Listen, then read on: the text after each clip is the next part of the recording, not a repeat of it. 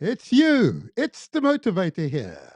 This is where we translate our words into action and where success is ours for the taking. Hey, you got to believe that, people. Oh, yeah. Oh, yeah. And it's been a fantastic few days. Oh, I have to tell you, I've been privileged to meet such inspired human beings. It is a great pleasure to do the Motivator Show each and every Saturday. Yes, and there are more frequent episodes appearing in the coming weeks and months. Watch this space and be aware, that we're going from strength to strength. Oh, yeah. Oh, yeah. Oh, yeah. Okay. Hope you're feeling well. We've got a lot to pack into this particular episode of The Motivate. Greetings, everybody. Just making sure we've got back on. There we are. We are back on. Not sure what's going on there. It's the usual. Yes, so we're making sure. Yep. Can you all hear us? Can you just give us a thumbs up if you can hear us fine? Excellent. I believe you can. Yep. There you are. Don't you worry. The usual gremlins. As I was saying, now we've had an excellent few days. We've been honored to meet some inspired human beings. And this episode will be yet another example of the many inspired human beings that we encounter. Well, to be sure that our intended guest, that of course, he's got a slight medical mishap, which is fine, okay. But it's given us an opportunity, is it truly given us an opportunity to be able to remind you of a subject which is very close to heart. And that is what's happened to Jamaica at the hand of the current government, been instigated by other foreign powers. And we'll get more into that later on. But between now and then, we've got what, approximately 30 minutes or so. Between now and then, there's a lot to pack in and a lot we want to say. A lot we want to say. As is usual here, what we want to do, of course, is to remind you of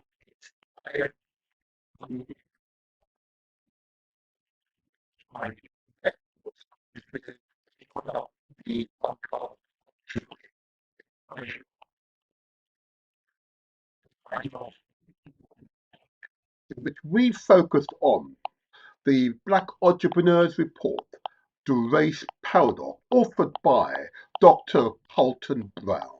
Yep, you remember him, a truly inspired human being who is forensically looking at the issue of race and class, race and enterprise, and business entrepreneurship. Yep. And he's really making significant strides in transforming the economic outlook for Britain.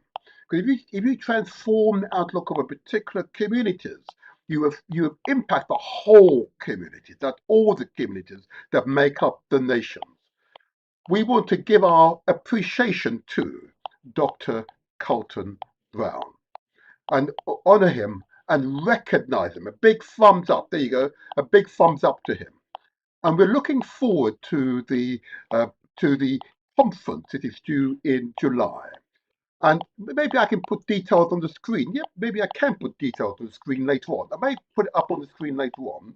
Let's see if I can do that. Yeah, I'll look into that. But in our next podcast, we'll give it greater focus because the work of developing and expanding the entrepreneurial class, the business class here in Britain, particularly as it hails from those of African heritage, is an important step forward and will be transformative for Britain. It will boost trade between the Caribbean and Britain, between Africa and Britain, and that will add significantly to Britain's GDP. It's mutual respect, mutual trade, mutual profit, mutual wealth creation. And in that way in which companies, indeed countries, cooperate, the idea of a single nation first in the detriment of everyone else is clearly a retrograde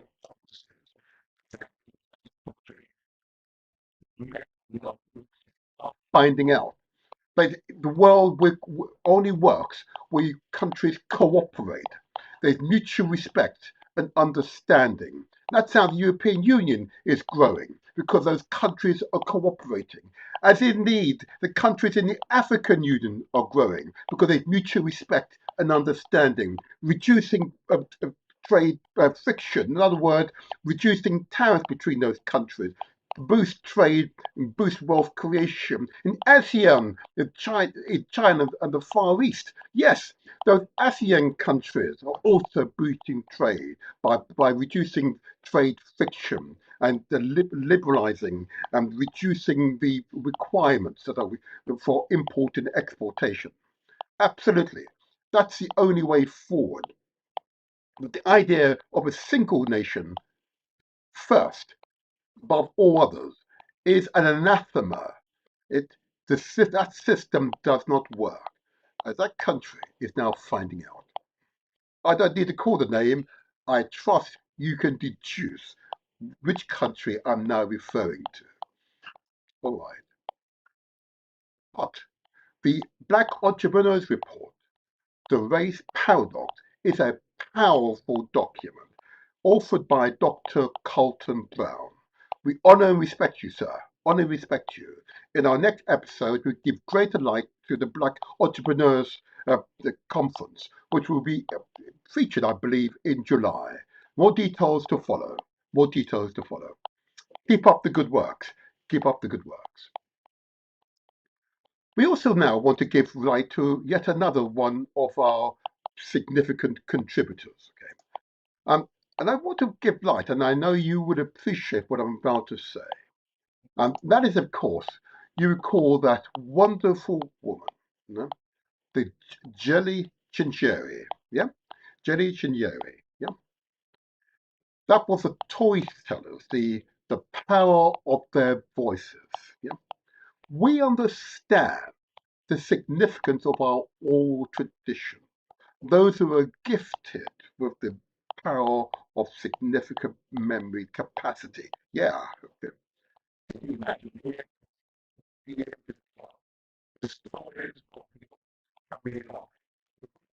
Can you be able to tell the story of your village, of your community, of your tribe, of your clan? Mhm. Going back not just a single generation, but many generations. Yeah? You become the life and soul of the people because you are reciting their history, their culture, their traditions. Hmm. Let's honor and respect them. Let's honor and respect the journeys of Africa. Indeed, they are all over the world now. I would honor and respect Julie Chincheri. Thank you for being an outstanding guest here on The Motivator Show and showing us what is possible. I've had the opportunity to speak to her since her last transmission, and without a shadow of a doubt, without a shadow of a doubt, she is indeed a quite remarkable human being. And we'll give further light to the Storytellers Festival, which is going to occur later this year in a future episode of The Motivator Show. And I wish to encourage you all to attend. It will truly be an inspirational experience. Absolutely, absolutely. I also want, and I know you will all accept why I want to give light to this person. Okay. She was our most recent guest.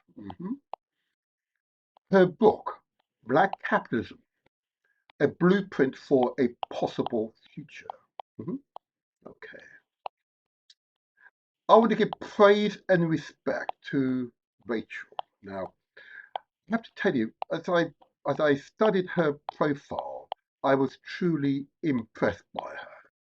We noticed the manner in which she presented her thesis, her book, the understanding of the issues, and the manner in which and the techniques we can apply to transform all of our futures. She is an anthropologist, a sociologist, and indeed a specialist in ethical entrepreneurship. You notice how I quizzed her, pushed her, and her magnificence in responding to our questions. And if you haven't watched that episode of The Motivator Show, I urge you to do so. Black capitalism, a blueprint for what is possible. Absolutely. A commendable and outstanding human being.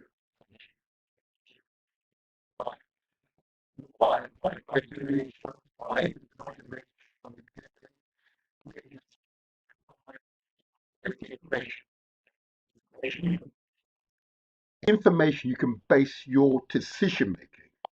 And in doing so, you transform your life, your family's life, your community's life. We hope always for the better. But if in doubt, ask questions. I say again, if in doubt, ask questions. And together we will transform the world. Thank you, people. Thank you. Just a few of our wonderful guests. Just a few of our wonderful guests. And the women we've had here have been truly outstanding human beings. Absolutely outstanding human beings. And there's much more to come, I can assure you. We have a long roll call for 2026 coming your way here on The Motivated Show. And we urge you, if you haven't subscribed to our YouTube channel, to do so. Always leave a message, or if you can, give us a thumbs up. But a message is always helpful. It provides us with insights into your thoughts and your opinions, and we welcome your thoughts, your opinions. Keep up the good work. Keep up the good work.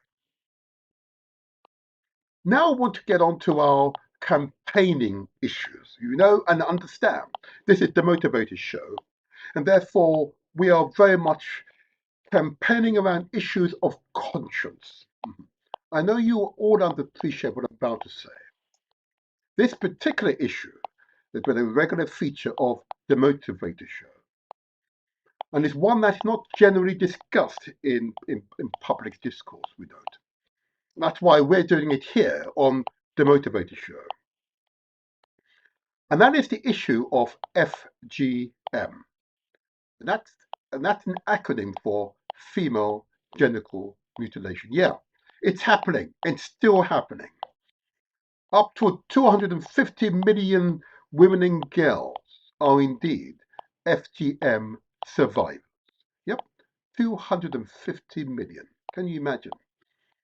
Who've had their personal parts mutilated in some way. Even to think about it. And I've spoken to many women now, more than 50 women, for whom this is a reality that they have to live with every day. They speak to me because I'm outside of their culture and tradition, but I feel unable to speak to the people, their own people, on this subject and how they really feel about being mutilated in this manner. I paused there because I actually work with someone very closely who indeed is an FGM survivor. Mhm. Her name is Councillor Naima Ali, a most courageous woman. She's established organizations in order to address this issue of FGM. She's also an FGM ambassador. We hope to have her here in the Motivator Show studios in the coming weeks, okay, with others who can give testimony to the effects of FGM on women and girls. We are not going to shy away from this particular subject. I know it's not popular to discuss it. I realize that. And often in African communities, we just don't want to talk about those issues which are a little sensitive. I get it. I understand it. But if we want change, if we want to see an improvement to our lives, we have no choice but look closely, look right into the camera and address the issues head on. If we want to improve our lives, we must face these issues head on. So I want to give praise to Councillor Naima Ali. Okay, she is an FGM survivor and an FGM ambassador, speaking to women and girls, speaking to older women, usually the people that do this, and indeed the men, and men I particularly want to talk to as well, about this subject, and to better understand, so they can better understand the long-term consequences of this action. We bring it up because it's not being discussed. It's not being discussed, and it's going to be discussed here on the Motivated Show. I know it's not popular, but the only way in which change occurs, that's if you look into the camp and speak about the issue. Mhm. If in doubt, ask questions. So I'm going to put it up on the screen how you can contact Councillor Naima Ali. You are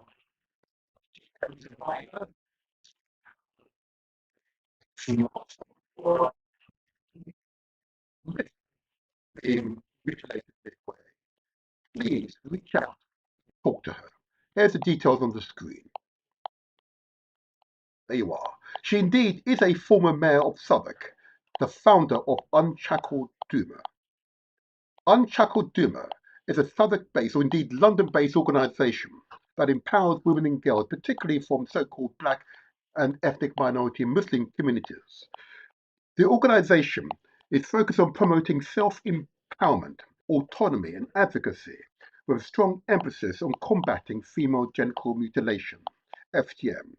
It raises awareness about its harmful effects and supports survivors towards eradicating the practice. I have no trouble in commending the work of Councillor Naima Ali to you. And you wish to reach out to her, here's the email address. The email address is unshackledduma, followed by digit 2 at gmail.com. I repeat, unshackledduma, followed by digit 2 at gmail.com. Okay? Please reach out to her. She'd love to hear from you. This is an incredibly important subject, one that is not generally discussed. Here, we're not afraid to discuss it on the Motivator Show, discuss it in every one of our live episodes until this particular practice is eradicated. Thank you. And thank you for all of you, those of you who've reached out to Councillor Ali, those of you who've been courageous enough to discuss these issues. We thank you. We thank you. We thank you. Keep up the good work. Keep up the good work. Another issue, as you know, we here on the Motivator Show, again, being a campaigning organisation, okay, on those issues that are not generally discussed, but issues that must be discussed because they impact people's lives. And if it impact people's lives, we will discuss it. We will not be afraid. And this next issue is one you'll be familiar with and one which we need to remind you. Many of you will recall that for the past 2 years or so, the Caribbean islands have been wrecked by superstorms, serious high-intensity hurricanes. In 2024, many Caribbean islands, particularly Jamaica, again, with focus, West Grenada, were impacted by Hurricane Beryl. In 2026, yet another superstorm, Hurricane Melissa. This one was particularly violent. It happened right at the beginning of the traditional hurricane season. It was particularly violent because it was a Category 5. In other words, winds of up to 185 miles an hour, more than 100 kilometers per hour. That wind intensity, many buildings, even here in London where I'm based, would fall down. But many of the buildings across the island of Jamaica are not built with that robustness. Yes, as many of you have seen in the pictures and the videos. Okay. So many public buildings have been adversely affected. Okay. There's an organisation that I regularly work with, and you'll see them later on in this podcast, PNP UK. They've remained committed to not forgetting the devastation caused by Hurricane Melissa. I commend them. They're committed to raising resources to be accountable for every penny, every pound, every cent, every dollar that is raised, and committed to, in this case, bringing the school back into use, but building back better. I understand that they now have a target of approximately £50,000 sterling to rebuild that school to a stronger, more robust, more resilient to violent storms. I commend the work of PNP UK. I want you to hear the words of the principal of one school in Jamaica. She caters for little babies, little ones, 4 or 5-year-olds, the little ones, the most vulnerable members of our communities. You know nothing about nothing. The environment is what we create for them, the most vulnerable members.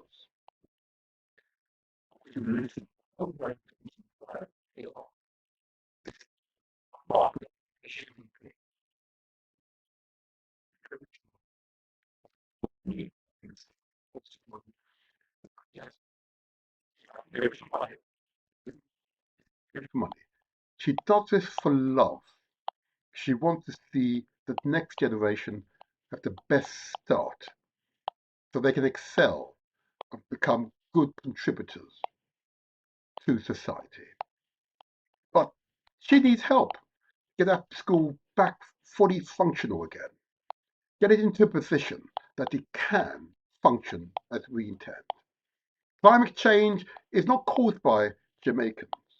It is wholly and completely caused by countries here in Eurasia, Britain, France, Germany, Holland, Italy, and indeed United States of America. Yeah, that's where the main polluters come from. Why islands such as Jamaica continue to suffer the dignity of these violent hurricane storms. But listen to her, and I'm assuring you, your heart will be moved. PNP UK Hurricane Melissa Disaster Relief Fund appeal for a better Jamaica.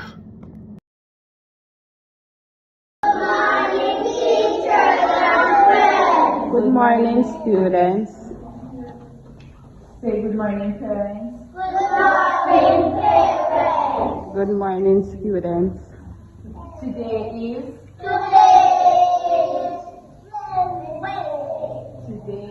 what month are we in? We are in the month of January. Everyone, I am Lexia Lewis Hines, principal of the New Building Early Childhood Institution in New Building, Nain, St. Elizabeth. We were adversely affected by the passing of Hurricane Melissa on October 28, 2025. And as such, we lost our school roof, we have lost furniture, books, and other learning materials for our young ones. I am hereby making a plea asking for any contribution that can be given to assist us in further renovating our school building so that our students can return to some semblance of normalcy. We have already received some donations and we're able to cover half the roof. The other half is patched up with the old zinc that was there from before. And as such, any contribution is an investment in our young ones, the future generation. And so this is my plea, asking for any contribution that can be given in assisting us to be better able to facilitate our young students. Thank you so very much. New Building, Early Childhood School, New Buildings District, Nain, St. Elizabeth, Jamaica. January 20 On behalf of PNP UK, we hope you would agree that this school needs to be rebuilt so that the children can enjoy the teaching and learning experience. Support the Hurricane Melissa Disaster Relief Fund to build back better the school. Send your donation, whatever you can afford, to PNP UK. That's at NatWest Bank, sort code 600802, account number 298612333. And in the bank reference, please quote DRF Melissa. Thank you for considering. Thank you for your donations. I think you would agree with me that that's a worthwhile. Okay? We understand the issues that surround this particular appeal. They are suffering from climate change, rapid climate change. That's what we're experiencing, which has been induced by human activity, the burning of fossil fuels, oil and coal primarily. We know that that's been happening here very much in Eurasia, very much in North America, and indeed in Japan being the main culprits. Okay, and what the countries in the south are primarily suffering from is the impact of rapid climate change. It is worth supporting. If you can, give them your support. If in doubt, I say again, if in doubt, ask questions.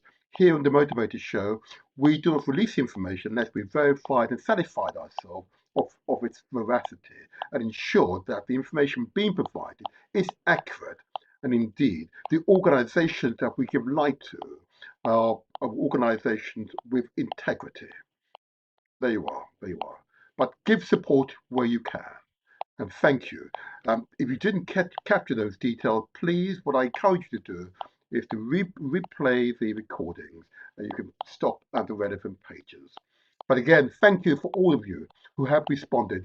We appreciate you. They appreciate you. We hope you hear from the little ones, the young ones, as she says, she's quiet them. Yeah, let's hear from them, huh? Well done. Thank you. And the last campaign issue before we go off, of course, and I cannot leave an episode of the Motivator Show without mentioning that country of Nigeria.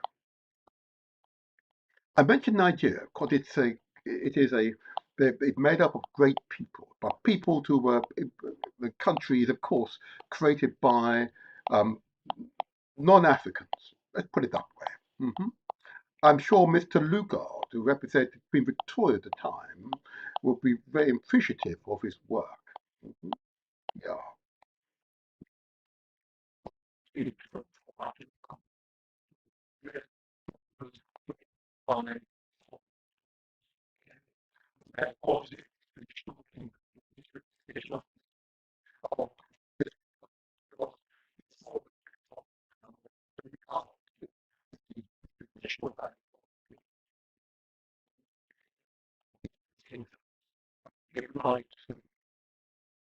Wonderful woman, an inspired woman. Yet, see, all the women have are truly inspired, but this woman most certainly is the wife of Nyamsi Nancy Kono.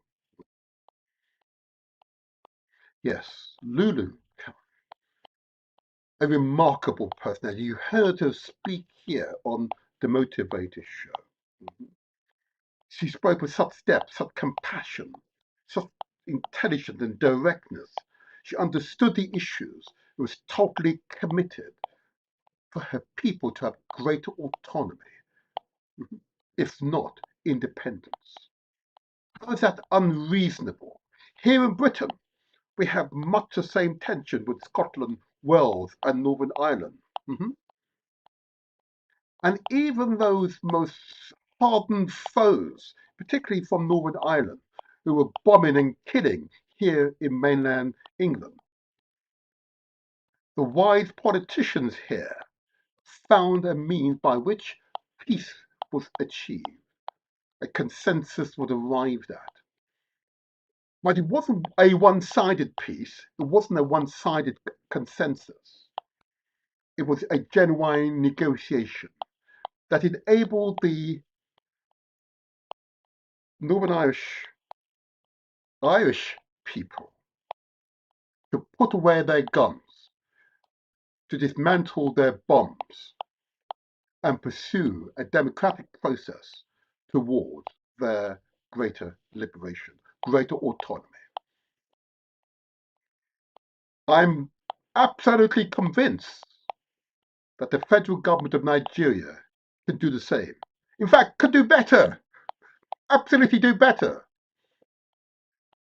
What has happened to Nancy Kanu is a travesty of opportunity and only serves to hold back the nation.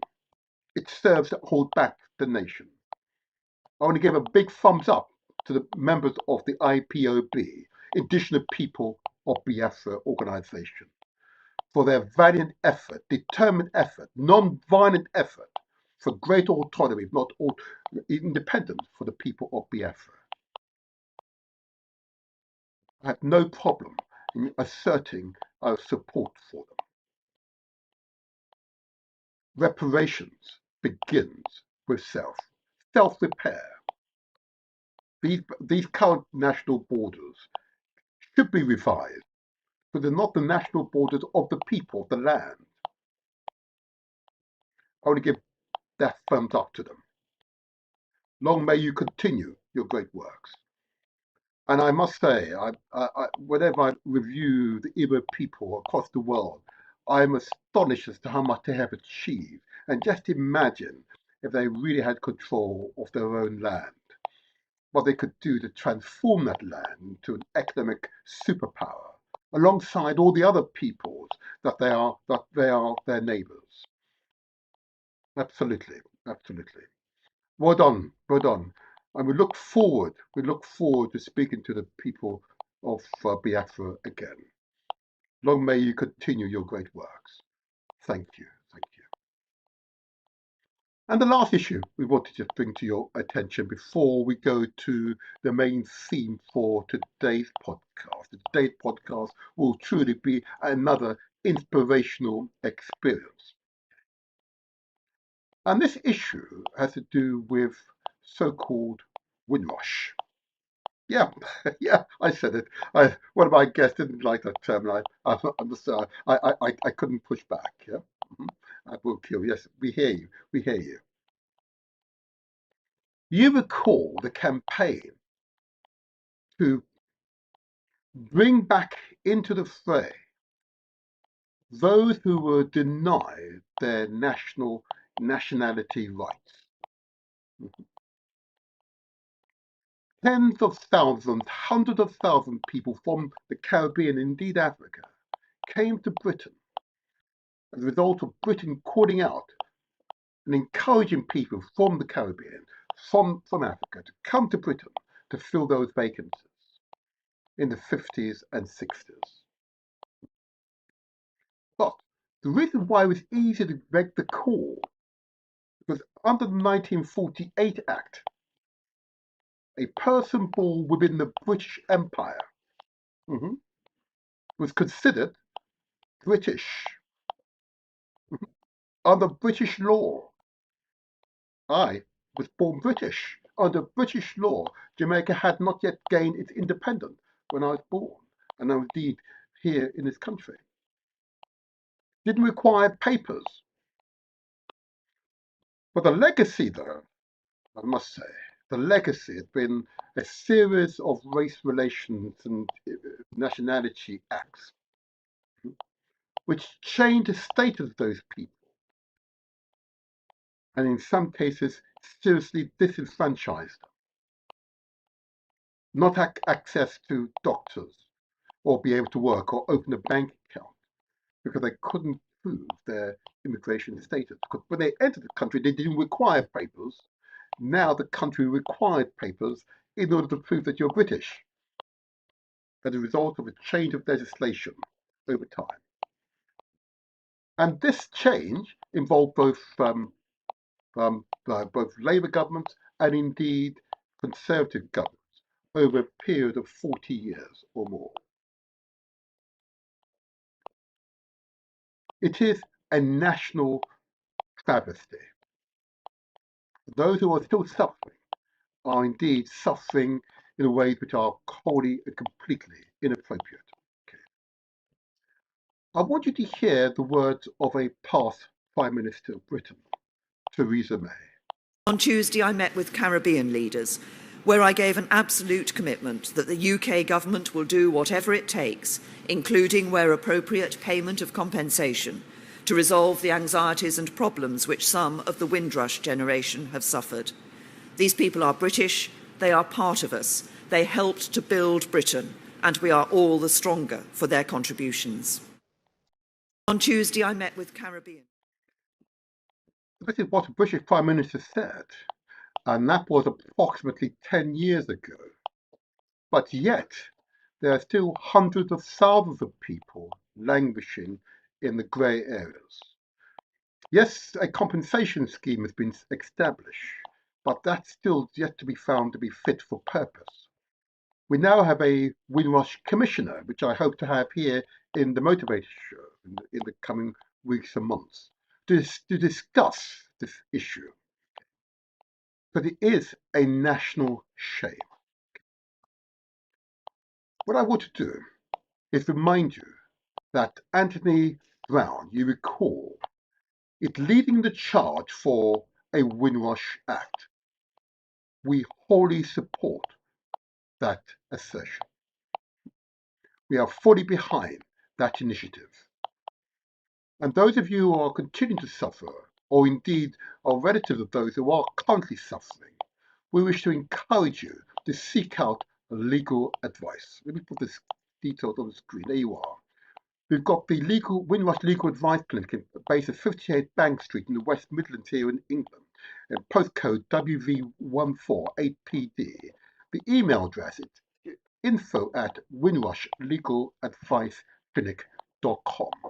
Telephone number, and telephone number is a useful one. If you're in the UK, it's let me quote this one, shall I? It's 01902 382 542. There it is on the screen. Any doubt, please ask questions. Reach out to us here at the Motivator Show, and we'll respond to any questions you might have. Our email address, of course, we in fact put it on the screen now. The email address for the Motivator Show is as follows. There we go. The Motivator Show 501@gmail.com. I repeat, the Motivator Show 501@gmail.com. Okay, there you are. Any questions, please reach out to us. We'll be more than happy to respond to your question. More than happy to do so. But we understand the sensitivity of this subject, and what we do not want to do is in any way cause distress. So we're happy to make appropriate referral, signpost you to the right people. Okay, thank you, thank you, thank you. And Anthony Brown, we look forward to speaking to you very, very, very soon. Of course, in fact, let me put his details on the screen. There you are. He's, of course, calling for a Windrush Act. Actions speak louder than words. The time for action is now. Translate our words into action. You can contact him via website address www.wdlegal.co.uk. Join the campaign to secure a Windrush Act. Together, we will make the difference. There you are. Well done, Anthony. We look forward to getting him or members of that team here in a future episode of the Motivator Show. There you are. There you are. Oh, there's a lot to get in, huh? A lot to get in. But we are very much a campaigning channel. Those issues of moral conscience that we should be discussing will be discussed here on the Motivator Show. Unlike all these other podcasts, I know, wonderful. We do this because it's necessary. We do this because it's absolutely vital that those issues which are not in general discussion are discussed here and not forgotten.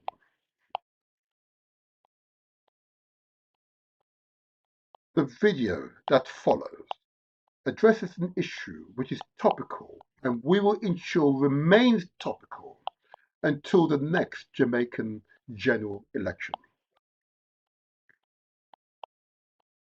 Very recently, the government of Jamaica made an announcement that it was terminating a bilateral agreement with Cuba which was supplying medical staff, specialist medical staff, doctors, nurses, surgeons, biomedical engineers, specialists, especially because Jamaica has many vacancies and has great difficulty recruiting doctors, specialist nurses, specialist biomedical engineers, specialist surgeons. With a consequence, the termination of this scheme, of this bilateral agreement, has left gaping holes in the Jamaican healthcare system. So before I go to the video, I did want to say this to you all. For half a century, if you got sick in a rural Jamaican town, there was a good chance that the person treating you was a Cuban doctor. For nearly 50 years, they were the quiet, steady backbone of a public health system stretched to its breaking point. They were the ones in the remote parishes, the ones in the overstretched hospitals, where Jamaican staff were just too few and far between. This wasn't a symbolic gesture. It was a practical, it was human, and it was for a lot of people. It was a life-saving initiative. But now they are gone. Nearly 300 of them, can you imagine? 300 of them have been recalled, leaving behind what could be a catastrophe for the nation's public health system. Jamaica's government is calling in its contract negotiation gone wrong. Sorry, the Jamaican government is calling it a contract negotiation gone wrong. Cuba is calling it a weak-kneed surrender to foreign pressure. And that foreign pressure, I'm going to leave you to deduce which country they could be referring to. So what's really going on? And more importantly, what does it mean for the everyday Jamaicans who just lost access to a doctor they depend on? The bombshell dropped in March this year. Jamaica's government announced it was officially ending its medical cooperation program with Cuba, a partnership that had been running since 1976. While the official agreement had technically expired back in February 2023, the program had continued to operate without a new contract until now. So it wasn't some minor policy change. At the time of the announcement, 277 Cuban doctors, nurses, and specialists were working across the island. In response to the termination, the Cuban government ordered the immediate and complete withdrawal of the entire medical team. Their departures tears a massive hole in a system that was already gasping for air.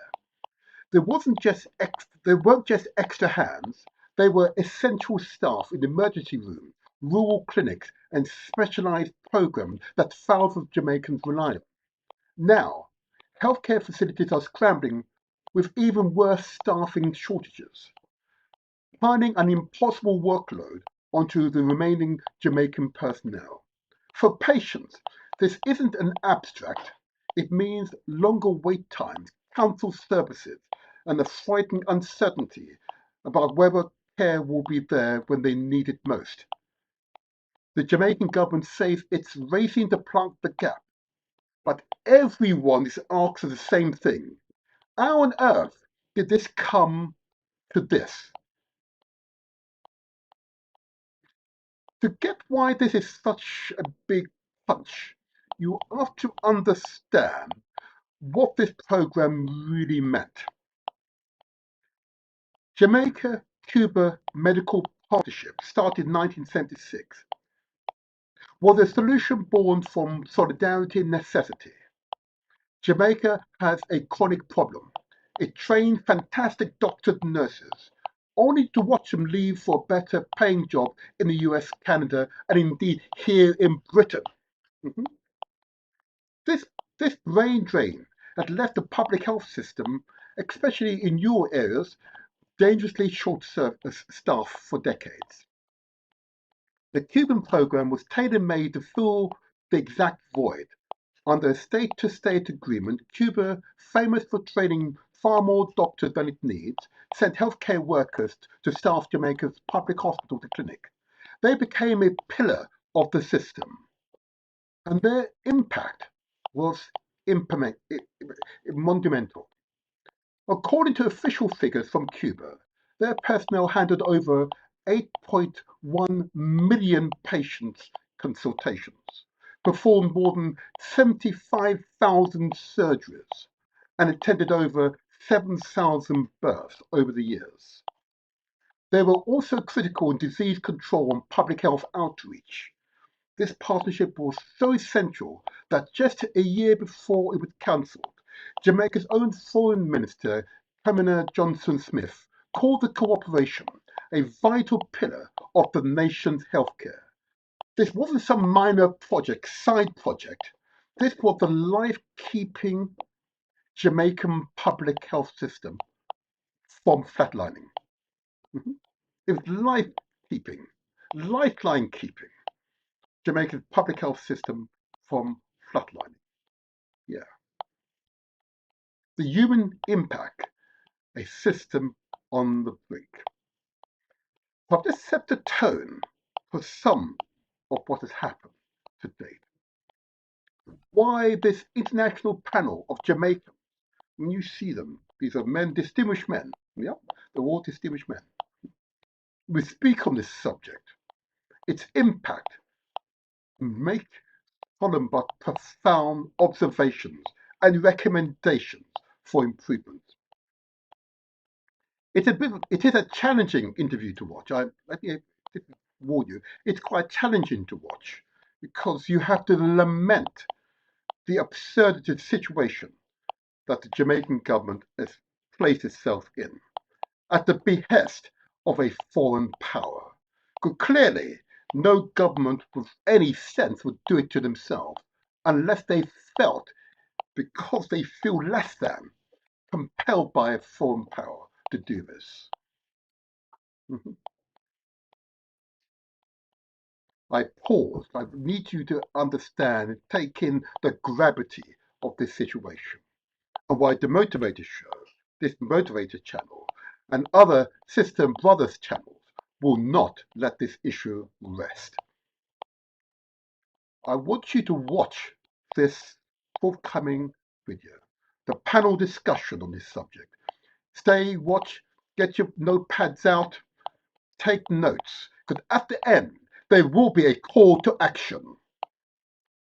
And we need you. You don't have to be Jamaican. We ask you to be a part of that action, because the loss of the support from Cuba will mean death in Jamaica, will mean longer waiting time. It will increase suffering on the island, particularly for those on average incomes and the poor. And that is not right, because we can do better.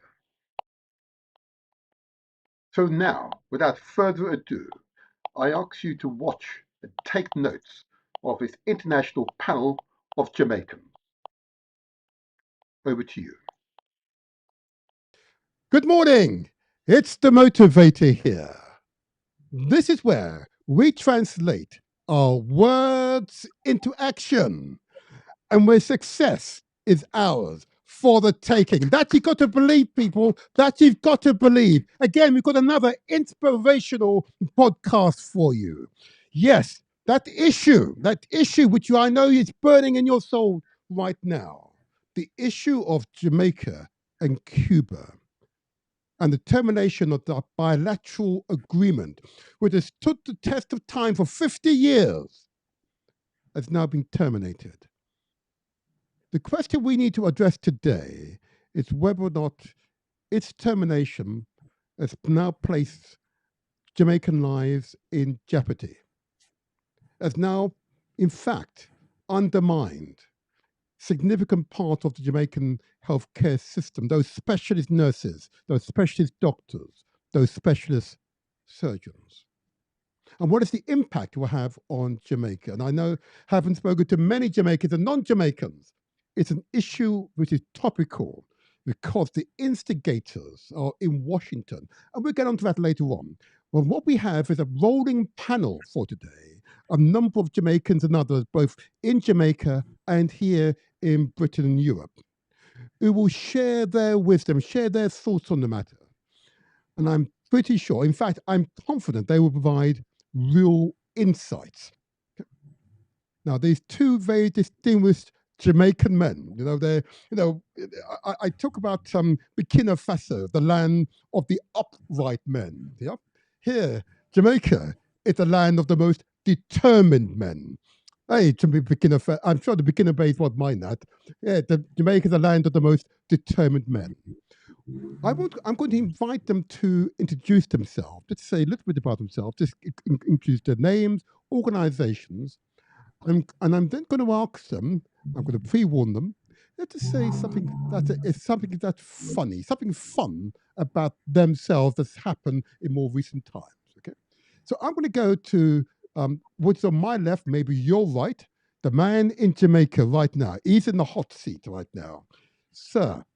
It's indeed Comrade Burke. But introduce yourself, Comrade Burke. Tell us who you are, what you do, and give us a fun fact about yourself. There you go. Good afternoon, everybody. Well, good afternoon, certainly in Jamaica's time. Thanks for inviting me. Thanks for having me. My name is Paul Burke. I'm a member of the People's National Party. I'm a founding member of the Jamaica-Cuba Friendship Association. And I am one of two directors of the Friends of Cuba, Jamaica chapter. Mm-hmm. I don't know what to say that's funny about myself. I really have caught me. Come on, give it a try. Come on, give it a try now. Come on. You will find funny. I'm 74, married for 46 years. Congratulations, Mr. and Mrs. Burke. 46 years married. Congratulations from the Motivator Show. Oh. I don't know if that is funny. That may be surprising. Never lived outside of Jamaica, right? I don't know. I just want to thought about it. You've caught me. Right? I just tell people who I am, what I am in a very big sense of the word. But when I was at Jamaica College in sixth form, lower six, I was one of those who, I was never Rastafari. I never said Jah, but I signed up with Charter 15 to go back to Africa, live in Ethiopia, right? So I was part of that group to go back. I think my number was number 78 in terms of signing up. We're young, we're, thinking about Africa. Jamaica was Babylon, right? Yes. But, things change. As I said, although you might believe I was never Rastafari, never said Jah, but I certainly had intended to go forward to Africa and live. And yeah, I'm still in Jamaica. I've actually visited Africa 3 times. Angola in 1981, where I spent nearly a month, right? Morocco, it's Africa, 1982. And Ghana for my son's marriage in 2023.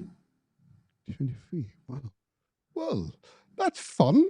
I have to say, comrade, that's fun. I know it's fun. I don't like flying. Oh, I know that feeling as well.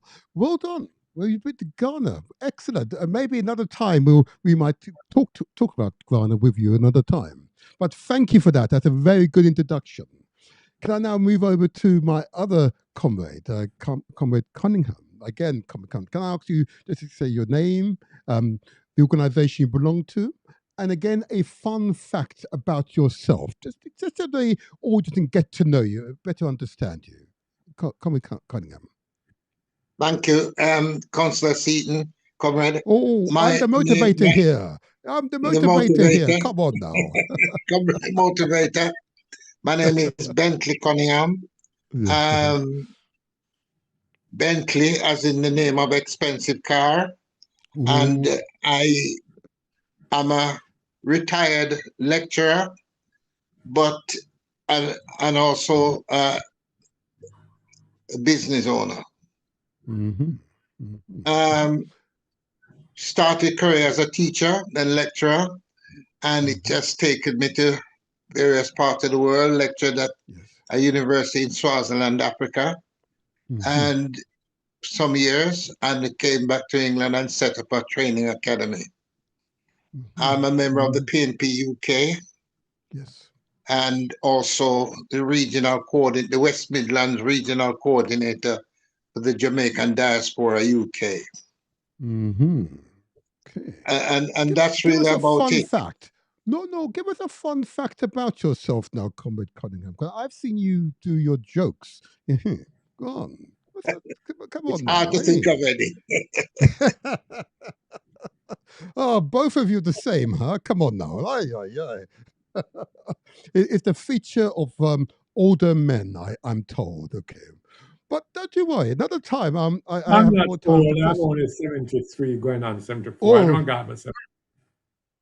I agree with you. Look at them. They're both boasting now. Don't you worry. I will press you both another time. But I know the audience are very keen for us to get into this discussion. Discussion, of course. And let me begin the discussion as regards to this bilateral agreement, which has now been terminated by the JLP government of Andrew Holness. A question that always starts, particularly with younger people. The Cuban Revolution, was it good for Cuba, the Caribbean, continental America, and Africa? Was it a good thing? Was it a good event? If I may go directly to you, Comrade Burke, on this. Was it good? Was it good for Cuba? Was it good for the Caribbean? Was it good for America and indeed Africa? Go on, yes. Everything is in context. It was a great occasion for the Cuban people, struggling for their liberation. They had fought their war of independence. They had got independence, but they were being governed by corrupt regimes. And the constitution had been suspended. They were under dictatorship. So it was a great achievement for the Cuban people. More than ever, Black Cubans were empowered the most because they were the ones with the highest level of illiteracy. They were the ones denied education. They were the ones basically without rights. Color prejudice like Jamaica and racial discrimination was rampant in Cuba. In fact, in the Cuba, it was two-tier. You were Black, but you are not Black. You are brown, you are light brown, you are dark brown. So there was colorization also. And Cuban Black men felt if they had my complexion, that they were superior to people of darker complexion. So the lighter your pigmentation was the better off. So just like how many Jamaican professionals who went abroad married white women, sometimes there was no, that was not because they wanted to lighten their color skin, their children's color. But that was certainly a consideration for many Black men to lighten their children's color. And Cuba was no different. So the Cuban Revolution also helped to liberate them. Not to say that racial discrimination disappeared, because I can tell you, even right up until 1990s, 2000, many white Cubans, the state did not practice discrimination, but many white people had their view about black Cubans, still then and there. So the revolution was good. His Excellency Fidel Castro being greeted by Jamaican Prime Minister P.J. Patterson. I'm going to say the American government, the American State Department, would never have wanted that revolution to have succeeded in terms of showing the social and economic progress of the Cuban people. And in spite of US sanctions, right up until COVID, the Cuban economy was booming and growing. It has never really recovered from COVID. That is the truth. Plus, the US sanctions have also intensified. As you know, it's only in the last week, President Biden eased the sanctions, only to have them restored in less than a month's time by President Trump. So Cuba has never been allowed to flourish. Right? So it has been good. It has been good for internationalism. Which other third world country you know could have sent troops to Angola, which celebrated its 50th anniversary on the 11th of November last year? It was unbelievable that Cuba could land troops in Angola and stop UNITA and the South African Army. Cuban forces were sent to support the MPLA to resist UNITA, South Africa, and United States of America. When they were 100 kilometers away from Rwanda. Had it not been for Cuba, the Angolan people would never have been able to consolidate their independence. Another puppet government run by South Africa and the United States of America would have been implanted in Angola. That, and I'm sorry I'm going on, but that opened the door for the liberation of Namibia. Yes, the fact that South Africa could be defeated, first time their army was being defeated in conventional warfare in Africa. And that then led to what happened in South Africa itself. It empowered the struggle of Africans to intensify. South Africa was wounded, the international struggle grew, and you can't negate or distance.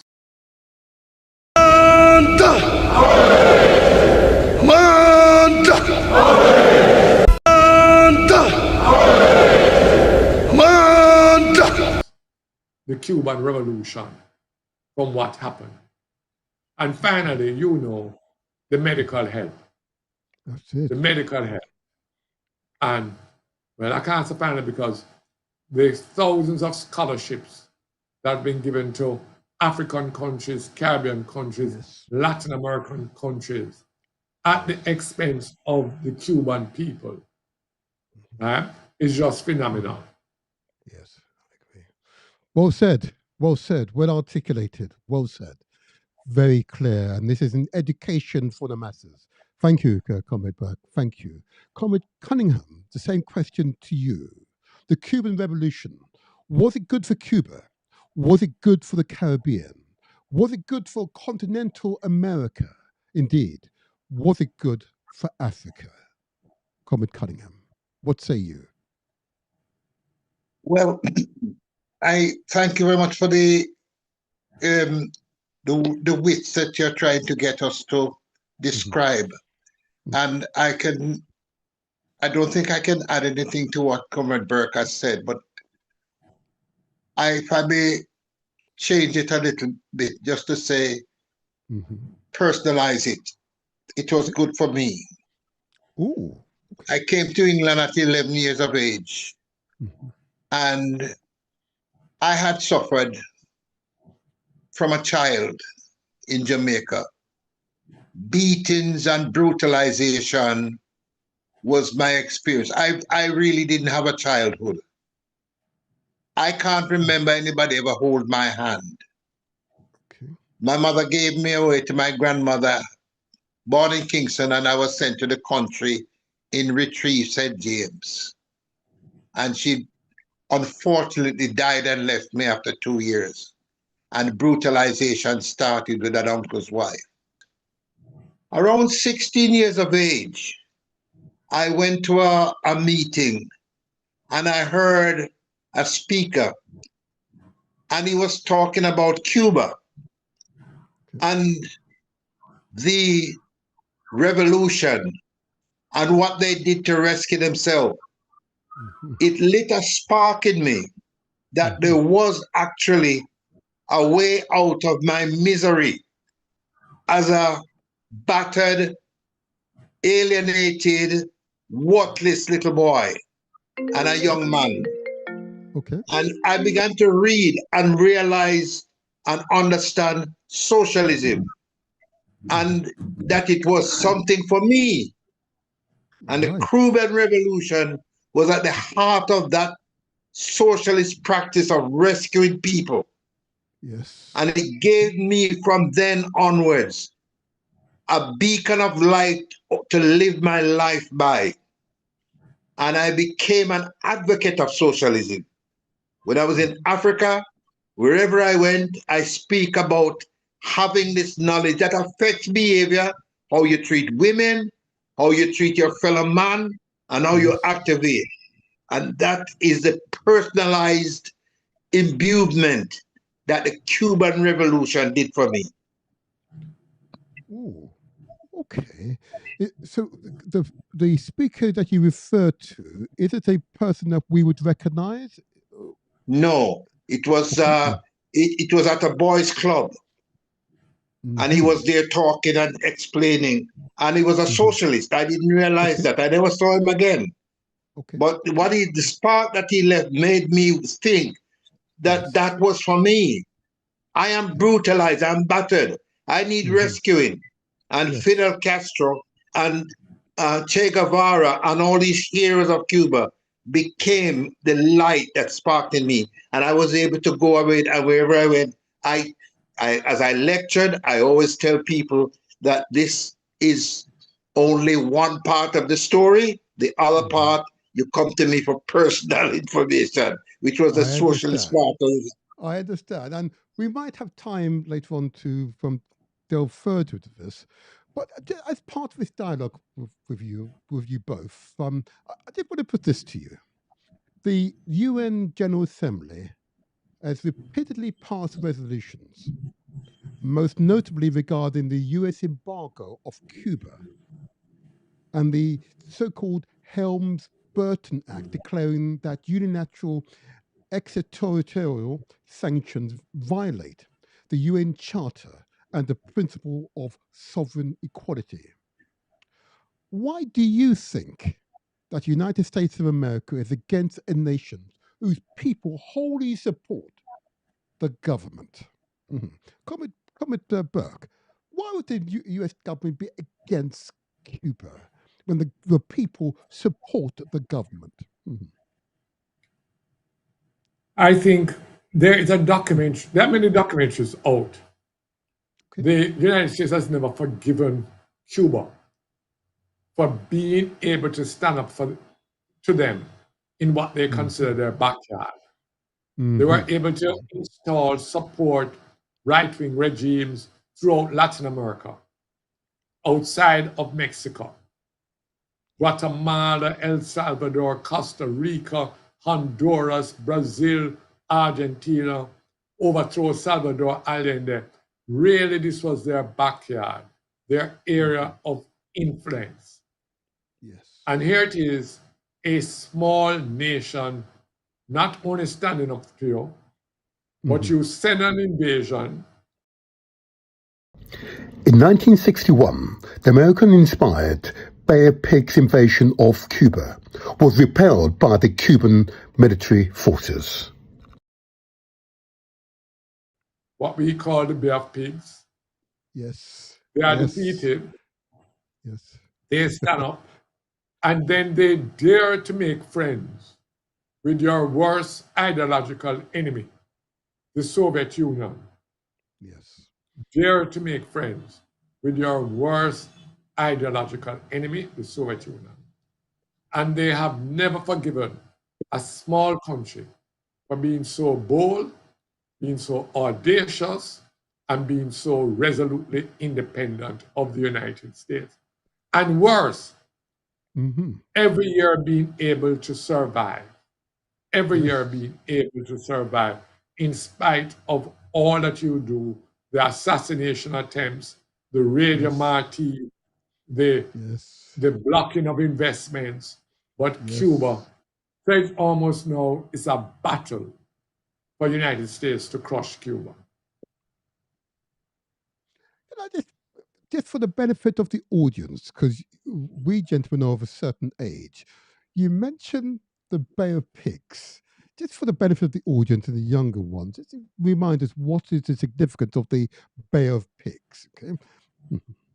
So in the 1960s, US trained 1,500 mercenaries, mainly Cuban exiles, because they were of the view that the Fidel Castro and the revolution was not popular, and that they could incite, once they landed and people knew that they landed, there'd be widespread uproar and destabilization, and many Cubans would join in all over the island protesting and trying to overthrow the Cuban Revolution, which was still very much in its infancy. They were all captured, some killed, of course, and for their return, the United States had to pay damages, and the US paid damages, and their prisoners of war were returned by Cuba. That was the last attempt at invasion. Direct, open invasion. Again, just to help the audience to better understand the psychology here, the Bastista regime, as you say, was a dictatorship, right wing. Cuba, prior to the Castro's ascension to control the revolution, was in fact a den of iniquity. It was a place, as you describe, where gambling was rife, prostitution was rife. You know, as you say, African men, black men were seriously and continue to be prejudiced against.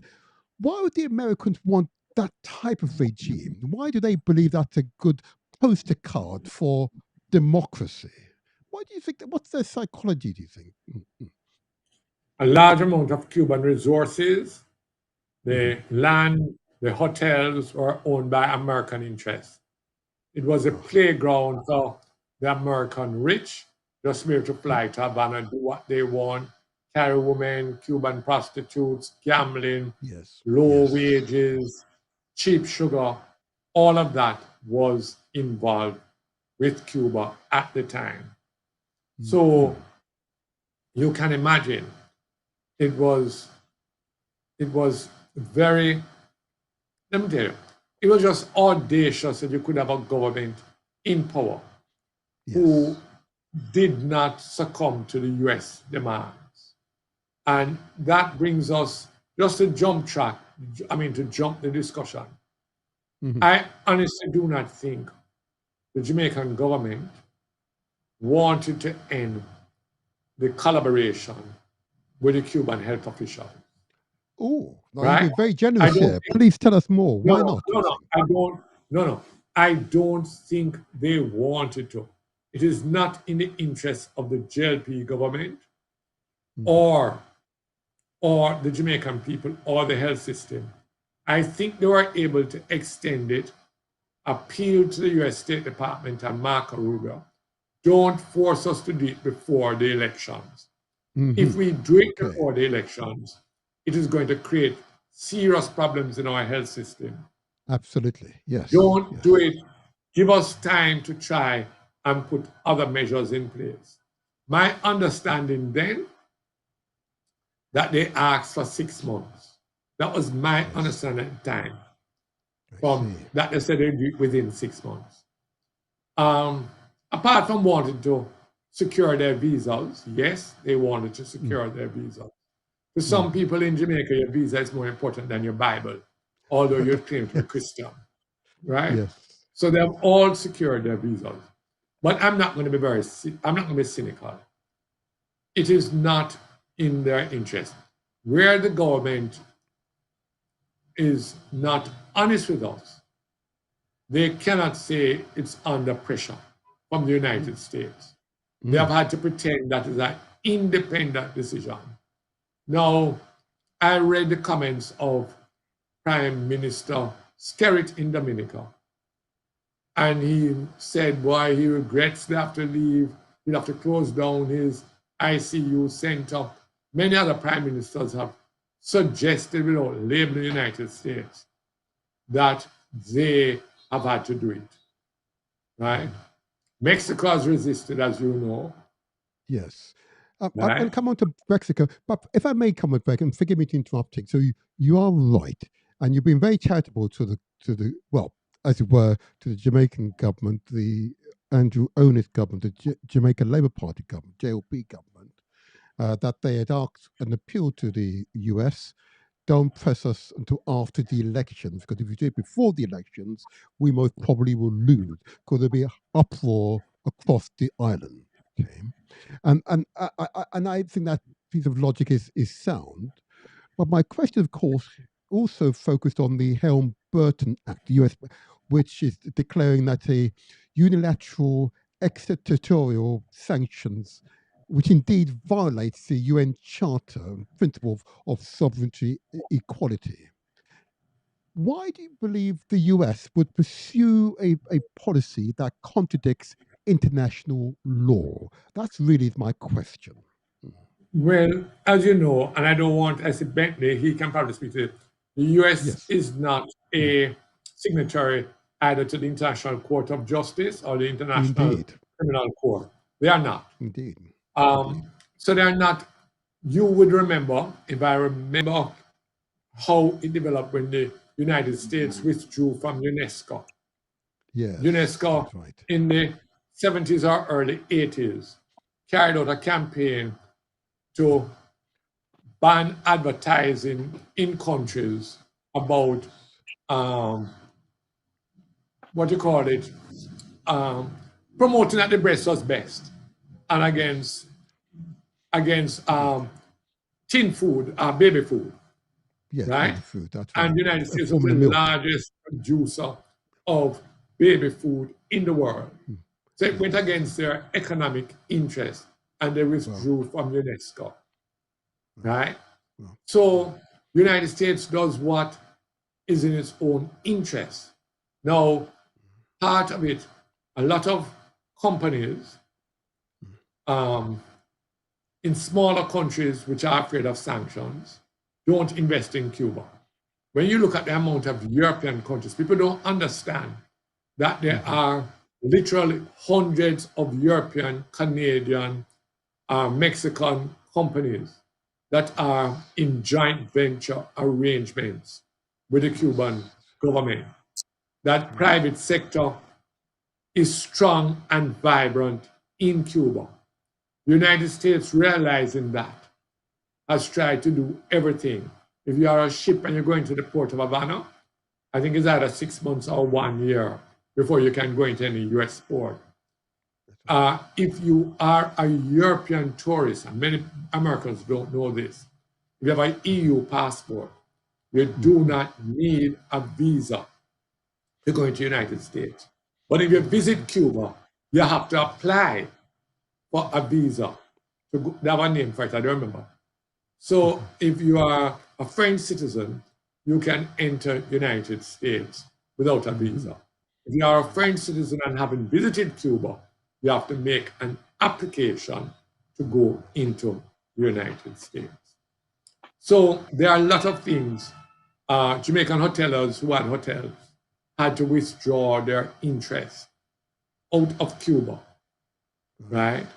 So there's a lot of pressure by the Helms-Burton Act, which goes more than just a blockade, but to stop third parties from investing and doing business with Cuba. Yes, you've said it. If I may, comrade, and you are right, and that's why I needed to highlight it. And of course, many European countries have in fact put blocking mechanisms in place to prevent the Americans being able to sanction their companies in the manner which you're describing.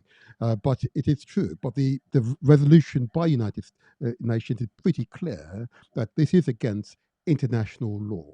There's no justification for it, and thank you for that response. And that clarity of thought is a great help for me and many of the audience watching and listening to this. And I can see Comrade Gilfridian present, but I'll come back to you in a moment, Gilfridian. I just want to just tackle, if I may, Comrade Cannon, and just ask you the same question. And just to remind you of the question that the UN General Assembly has repeatedly passed a resolution, notably regarding the US embargo on Cuba and the Helms-Burton Act, declaring that unilateral extraterritorial sanctions violate the UN Charter and the principle of sovereign equality. Now, why do you think that the United States of America is against a nation whose people wholly support the government? Over to you, Comrade Cunningham. My take on it, as in adding to what Comrade Burke has said, is this: American midterm elections is coming up. There's growing unpopularity reported about the Trump administration, but there's one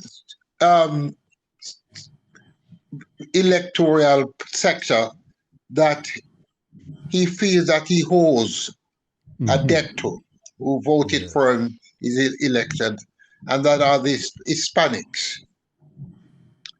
And the invasion or the blockage of Cuba is a signal to those people that this is payback and continue to support in the midterm elections. Just to be clear, of course, Hispanic encompasses many countries. It's not the initial impression I'm getting that the Hispanic vote in the US were voting for the Republicans. It's actually declining currently. Is Cuba considered to be an Hispanic country? That's an interesting term. Maybe help me on this one. Is it considered to be an Hispanic country? Comrade Burke. Well, yes. Okay, yeah, go ahead. Yeah. Go ahead, Paul. Well, I think what Uncle Ben was speaking to Bentley was the Florida Cubans. They are a powerful force in Florida in particular, right? So many of the older generation want to see the present Cuban regime crushed. So when Fidel died, the younger Cubans did not celebrate. It was mainly the older Cubans who celebrated his death. So that is the first thing. I agree with Bentley that he has to satisfy the Cuban right-wing population in Florida in particular. They're not only in Florida, but that is their main base, right? Now, years ago, there was a speech by Fidel. And if anybody has ever read Fidel and Religion, right? Fidel spends the first part speaking about discrimination against blacks in Cuba. It's a very, very emotional thing, how he describes the discrimination against black people, even on his own father's estate. Black Cubans were paid less than white Cubans who paid for doing the same work. That's right. But years after, he says, we are, and notice how he put it, he says, we are an Afro-Latino people. That is how he described, he didn't say Latina, Afro. He said, Cuba is an Afro-Latino people. And that's how we describe the population of Cuba. Although Africans do not make up the majority of Cubans in essence. Thank you, Comrade Burke. That's again very clear. You are a natural teacher, if I may say so, a natural teacher. If I may, I want to move over to Comrade Gilfidian, and forgive me. I'm going to invite you, Comrade Gilfidian, to quickly introduce yourself, the organisation you belong to, and I'm going to ask you, and I am going to do it regardless, to ask you to recite for us a fun fact about yourself. What kind of fact? A fun fact. Yes, Okay, yes, right, fine. So I'm a member of the PMP UK. The fun fact. Fun fact about myself. I'm a Jamaican. That's a fun fact. That's a fun fact, I suppose. He's a Jamaican, yes. Yeah. Did you hear that? What other Yeah, fun it's facts a are fun there? fact. For me, most certainly is a fun fact because it makes me very proud. It makes me feel good. So therefore, that is my definition of fun, to feel good. There aren't many fun facts about myself, I'm afraid, apart from my white beard, and that's about it.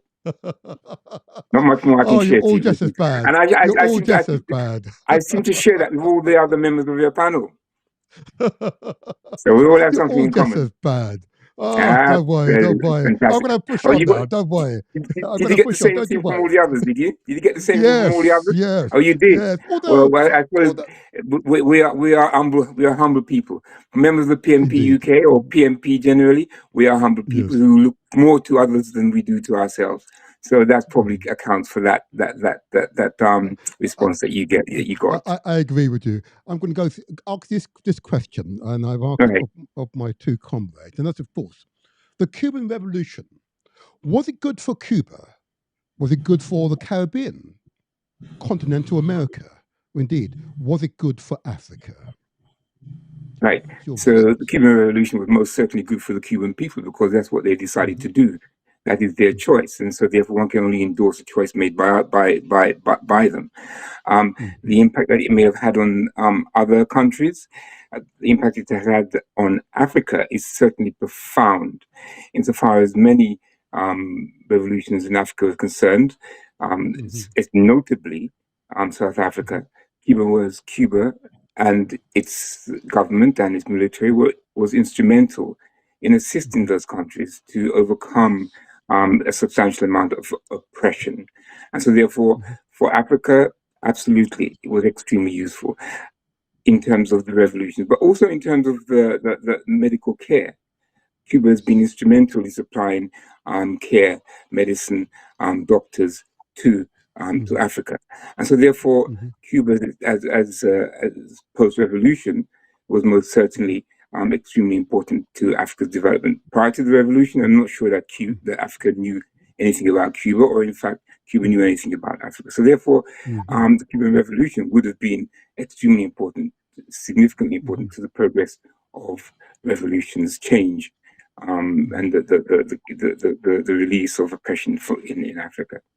So yes, it would have been for the Caribbean.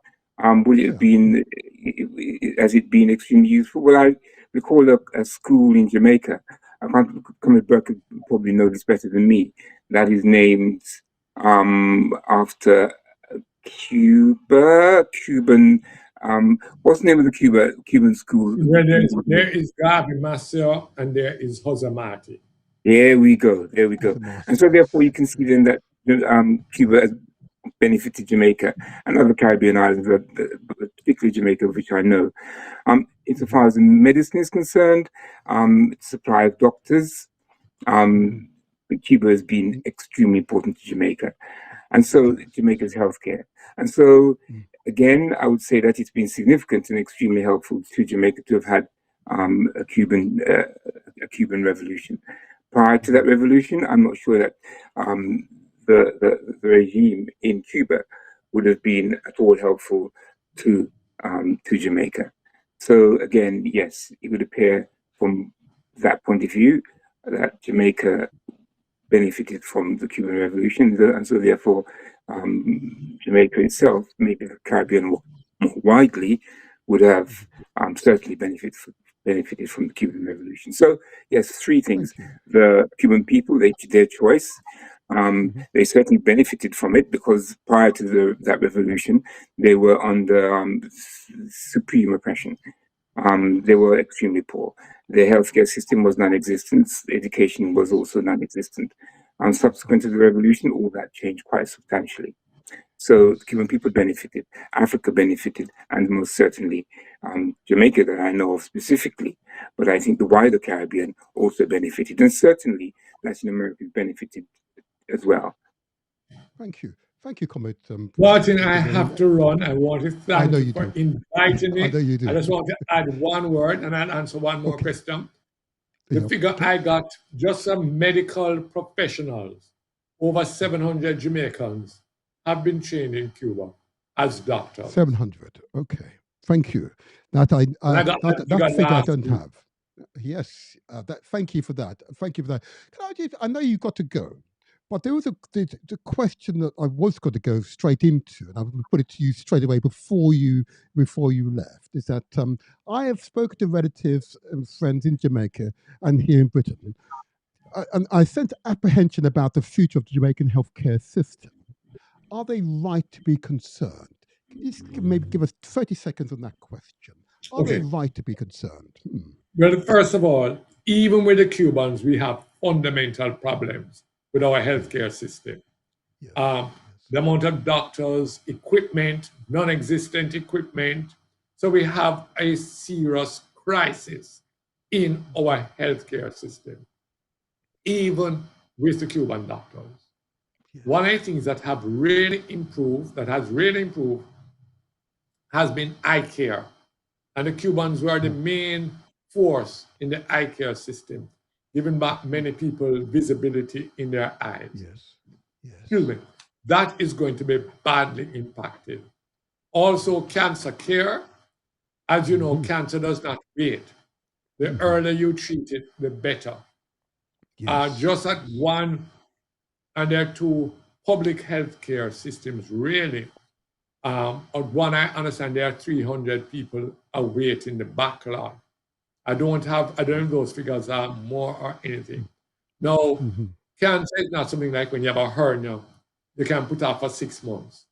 You really need to be diagnosed as quickly as possible and commence treatment if you're doing conventional treatment as early as possible. It is going to impact adversely, negatively, badly, and disastrously in some areas, not having the Cuban doctor. Yes, the government is trying to find doctors and nurses from Ghana. I understand they failed with the Philippines. They are trying to get from Nigeria. But I understand with the improvement of the Nigerian economy, their doctors and nurses are paid better than the Jamaican doctors and nurses. So there is a problem to bring the doctors and nurses into Jamaica. Certainly, I can assure you of this. No doctor or nurse who is in the United Kingdom or the United States or Canada who is not a Jamaican and wants to return home will be coming to Jamaica to work. The salary is just completely different. Comrade Cunningham, can I put that question to you? And again, let me just repeat it, because I've spoken to relatives and friends in Jamaica and here in Britain. I sense a apprehension about the future of Jamaica's healthcare. Are they right to be concerned? Well, most definitely. At the risk of repeating what Paul said, it is a problem that it will multiply. It breaks my heart when I hear the stories, live experience of people who have visited hospitals in Jamaica and tell about the chronic condition. The Cornwall Regional Hospital. People are walked over. People fall down and people step over them in hospital. and the condition is deplorable. I have a friend who had a foot problem, toes, and he was afraid to go to the hospital. Afraid and it's the Cuban Indian that to take him all the way to St. Elizabeth from St. James, where the Cuban specialists were, and they performed the amputation of not one but two. But the man was afraid to go to the hospital. That is the kind of chronic situation where people don't even want to go to hospital. Wow.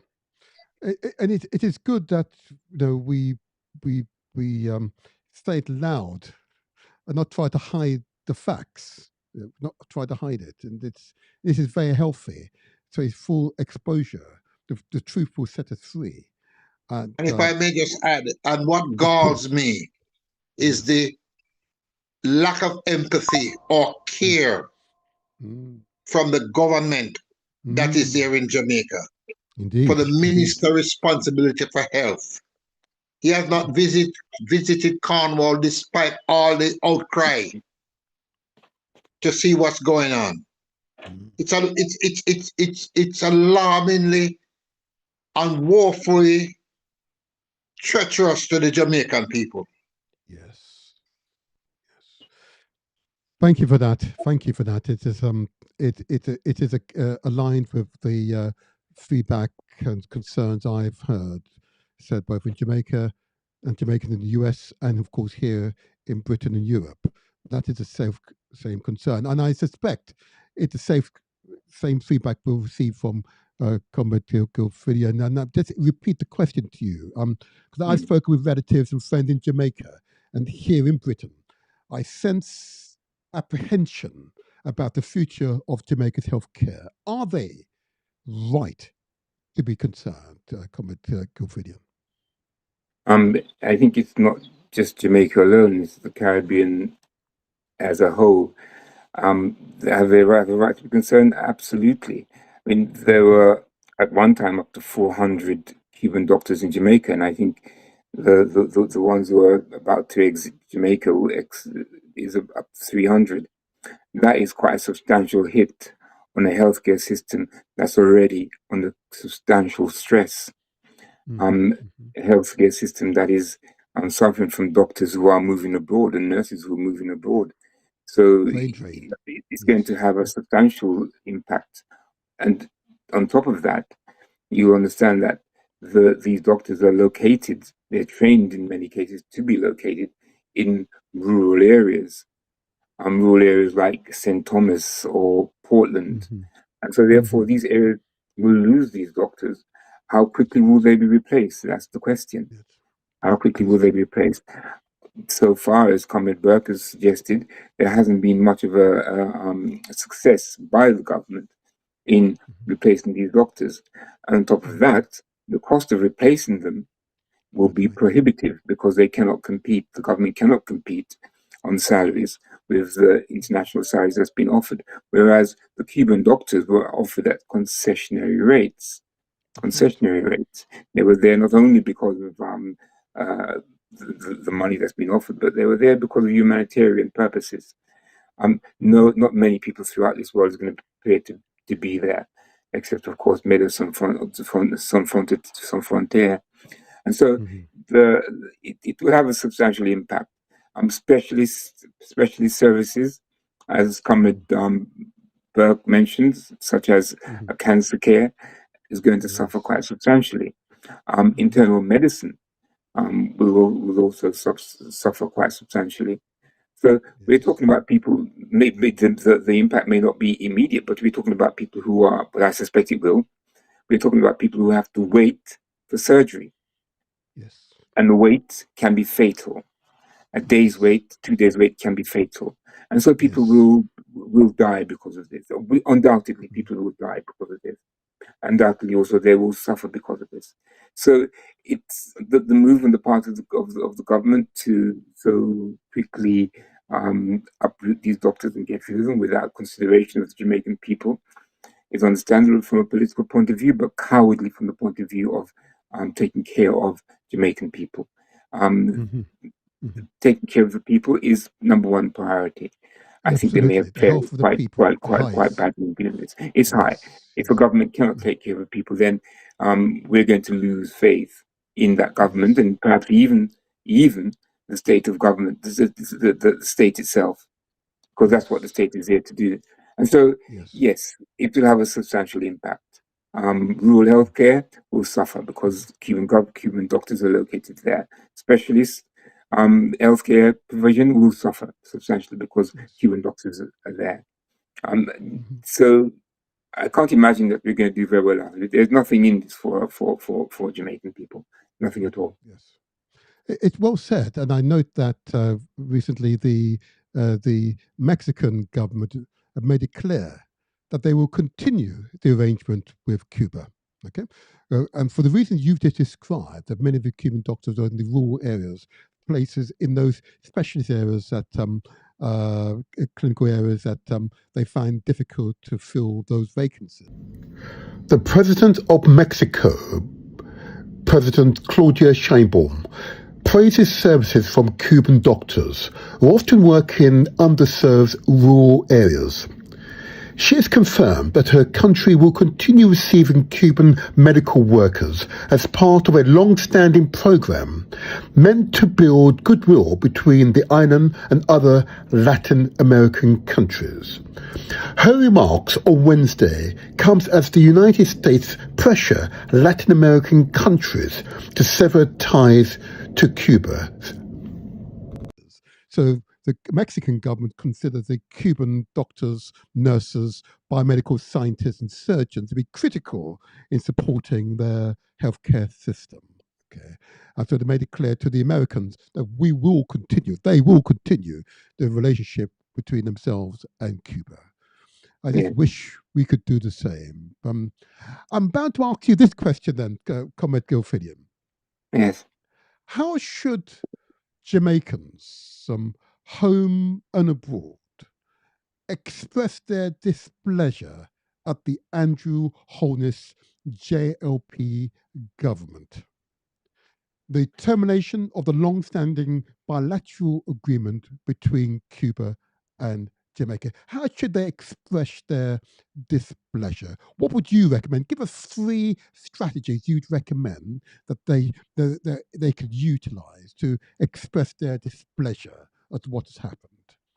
Listen, first of all, I am a member of the PMP. That's the first thing. So there is a political side to this. But let's try for a moment to ignore that political side. Let's try for a moment to be objective about it and less partial. The main purpose of a government is to make sure that this population is protected, that their health is protected, that they have a future. It wouldn't appear from what this government has done that is foremost on their list of priorities. I understand that the government is in a difficult situation insofar as, I don't know, maybe its members wants to go to the US at some stage and they want visas and they fear that they'll be denied these visas. Maybe that's part of it. Maybe they fear that they're going to be sanctioned with trade embargoes or tariffs. That's possibly the case. But the main thing is the protection of the Jamaican people. All those things, the fear of the tariffs, the fear of being denied your visa, are secondary, I think. They're secondary. We should be looking, in any event, we should be looking, so far as trade is concerned, we should be looking like the Canadians and other European countries. We should be diversifying our trade links. We should be looking to India. We should be looking to Africa especially. And we should have been doing that a long time ago. And so this is really an opportunity for Jamaica to relinquish its reliance upon the US. To relinquish its reliance upon forgive me for interrupting, but I just want you, in a sort of concise way, just to tell us 3 strategies, 3 actions that the audience can take to express their displeasure to the Jamaican government of the termination of this long-standing bilateral agreement between Cuba and Jamaica? Should they write letters, for example, to the Prime Minister, to local MPs or senators, I should say, or councillors, or should they formally write to complain directly to Washington? What would you recommend that they do? I'm not sure that the Washington option would be at all useful. The letters to the High Commission or to the Prime Minister may fall a slight second behind that, but nevertheless they should be written anyway. And not only that, but their relatives should be encouraged to protest, to go out on the road and protest. For too long, our population have been fairly subdued, fairly not even dismissive of the indifference of politicians to their plight. For too long that has happened. They should take to the street now. It is time for that to happen. It is time for that to happen. Start marching, in other words. Start marching. Well, I believe so. Yep. I believe so. Give me another strategy. Start marching absolutely to publicly voice your displeasure at this termination of this crucial agreement between Cuba and Jamaica. That's marching. What other strategy would you suggest? Well, I think that we should also write to the Prime Minister as much as we possibly can. We should write to the Prime Minister and the Minister of Health and the Minister of Foreign Affairs in Jamaica and express our concern that the health of Jamaican people have been neglected, and that the release or basically the expulsion of the Cuban doctors is going to be is going to disadvantage Jamaicans quite substantially. We should write to those three post holders. Lodge your complaint with them. Yep, lodge your complaint. And can I press you for a third? Well, it's okay if you can't, but marching absolutely, writing directly to the Prime Minister and to the Health Secretary, and the names will appear on the screen in the live version of this. And what would be your third suggestion to register their displeasure? I can't think of a third one. But I can't think of a third one. That's right. That's right. I think it was important because I know that there are tens of thousands of people who are frustrated and they want to express their displeasure. We do not want violence. But most certainly marching on the street most certainly is a way of expressing our displeasure, and writing directly to the Prime Minister, to the Secretary of State for Health, and indeed to the local MP, so they are aware that Jamaican en masse are dissatisfied with what has happened, what has come to pass. Okay, so thank you for that. That's a good starting point. And I may suggest one at the end of, if I may go to Comrade Cunningham. Again, how should Jamaicans home and abroad express their displeasure at the Andrew Honus JLP Jamaican government termination of the long-standing bilateral agreement between Cuba and Jamaica? How should they express their displeasure, Comrade Cunningham?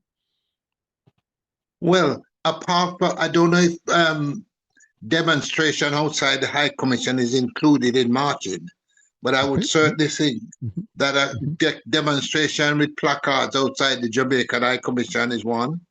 Another iconic gathering would be at the statue of Mary Seacole. She represents nursing and health. Demonstration around that, and you know, as an ancestor, and raise a question of this, how this would affect you know, what would she be doing if this was the case? And I think that would be it. I also think that unfortunately we don't have a lobby group in Parliament here in England. But that's as far as I know we can do. I am active on social media whenever this matter of the Cuban doctor comes up and there's a comment section. I insert sometimes a lengthy response in the comment section, so people are aware that there are voices or protest against this action. Yes, absolutely. I think, if I may, I think the other consideration, having been prompted by Colin, is that there are many talk shows in Jamaica, radio talk shows, and many of them have can be accessible from here. Our Radio Jamaicans, many of them are accessible from here, and so phoning into these programs when we have the opportunity to again express our dissatisfaction would be extremely useful. And the other thing that would be useful, that prompted by comments, is they use petitions in this country.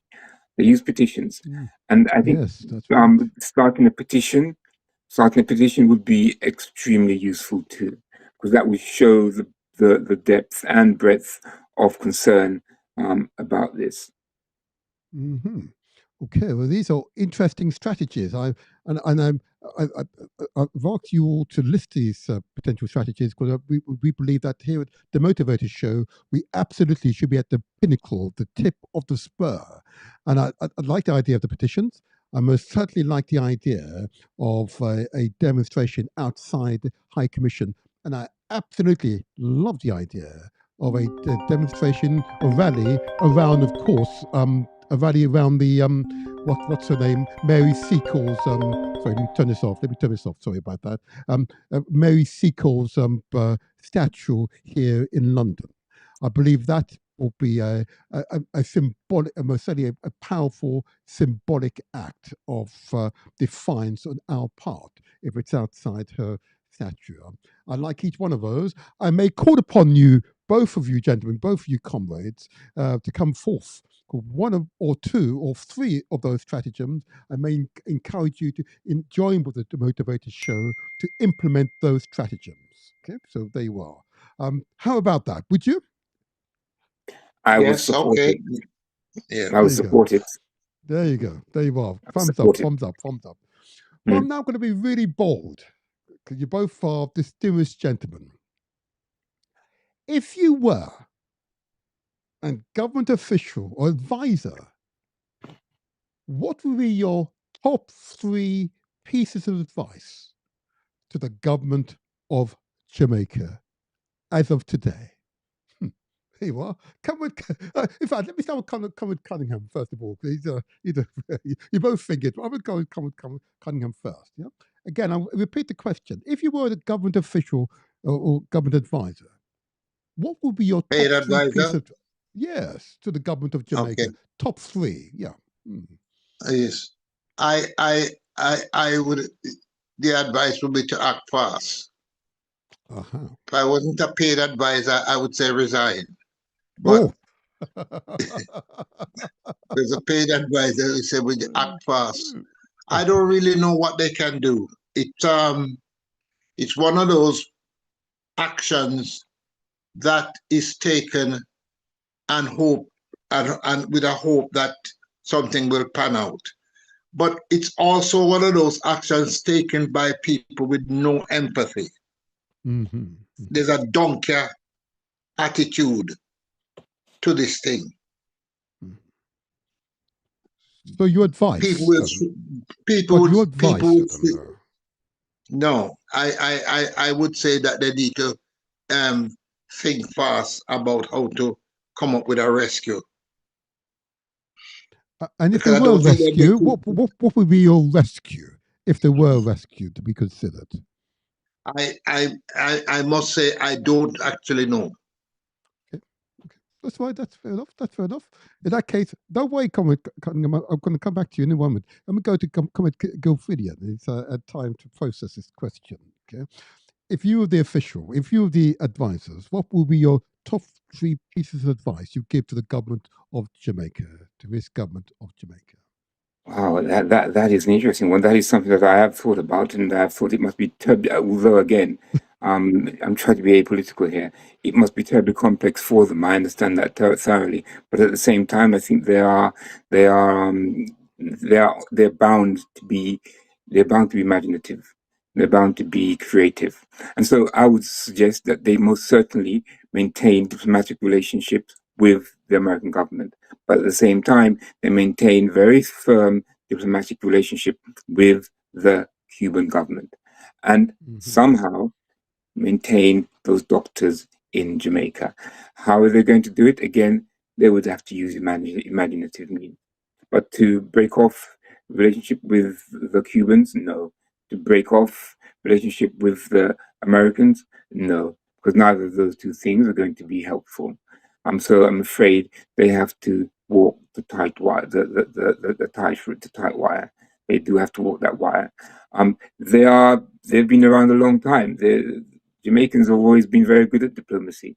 And so therefore, there's no reason why we shouldn't continue to be creative and succeed in this particular this particular dilemma that we've found ourselves. Maintain diplomatic relationship with Cuba and the US, and see if we can maintain those Cuban doctors in Jamaica. Maintain those Cuban doctors in Jamaica, whilst at the same time, extending our healthcare system in the rural areas, extending training as well for maybe not doctors, but people who are paramedical, so that we can expand our health service and make it more independent of anyone, including the Cubans, but still maintain collaboration with the Cubans. That is critically important. It's an opportunity. It's an opportunity to assert independence, both of the US and also of Cuba. But we shouldn't do that at the expense of Jamaican people.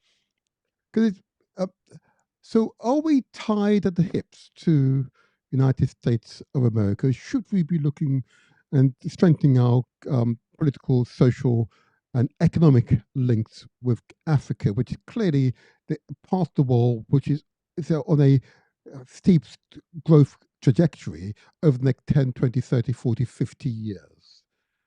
Why would you tie yourself to United States of America? There's no reason to tie ourselves to either the US or any other country for that matter, especially in this climate of international flux. There's no reason for it.